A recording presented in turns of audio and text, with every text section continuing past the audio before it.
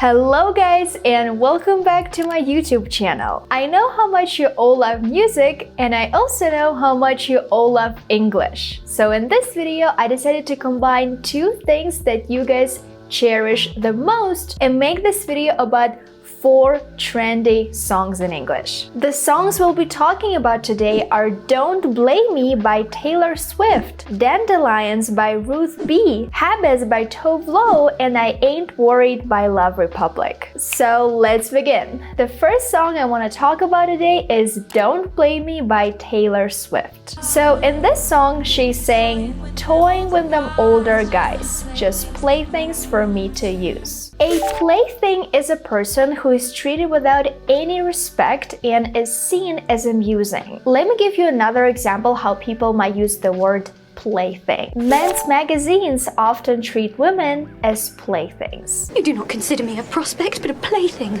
and I consider you neither.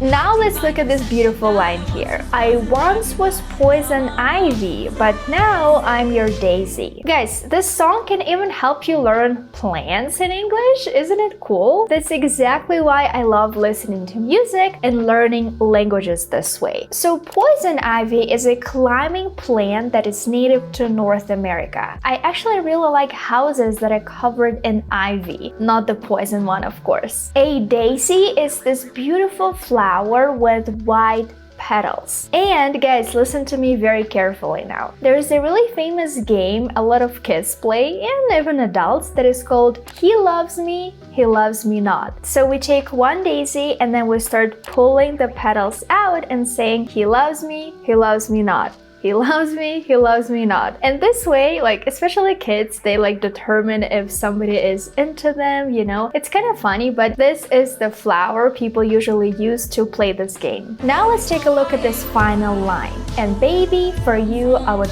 fall from grace just to touch your face. Fall from grace comes from Christianity, and in Christian belief, it means to descend from the state of the divine into sin. For example, Adam and Eve fell from grace when they ate the forbidden fruit. But nowadays, this expression is still commonly used when people refer to someone who lost their position of power or honor. For example, he fell from grace when everyone found out that he cheated on his wife 3 times. So everyone stopped liking him, stopped talking to him, and stopped thinking of him as an honorable person. George Michael's Fall from Grace. Let's now move to our next song, Dandelions by Ruth B. First of all, let's take a look at what the word dandelions means, because it's the most important line in the song. Because I'm in a field of dandelions, wishing on everyone that you'll be mine.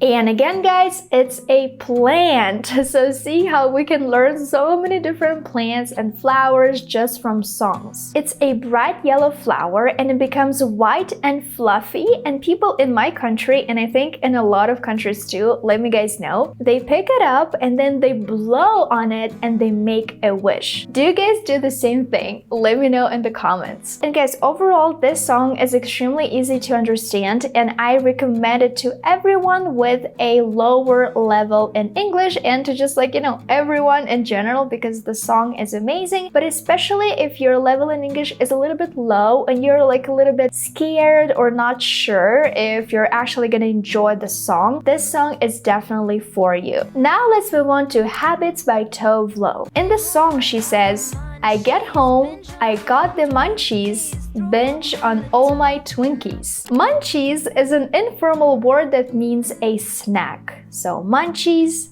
snacks. If you binge on something, it means that you indulge in it. For example, you can binge eat, or you can binge watch a TV show. For example, I binge watched the whole series in just 2 days because it was so good. I didn't have you sobered up just so you could go on a binge. A Twinkie is a really popular American snack, highly processed, not good for you at all, but it looks like this golden sponge cake with a creamy filling. Spend my days locked in a haze, trying to forget you, babe, I fall back down. The first definition of the word haze is something in the air that makes it very hard to see well. For example, I couldn't see anything because of the haze of cigarette smoke. But in the song, this word refers to her mental state. So she was in this kind of haze. She was confused. She didn't know what to say. She didn't know what to do. Only you and our family clears the haze. Staying in my play pretend, where the fun ain't got no end. Play pretend is a game kids love to play where they pretend to be different people in different roles. For example, if you have kids, they might tell you, "Mommy or Daddy, I want to play house," which means that they're gonna pretend that,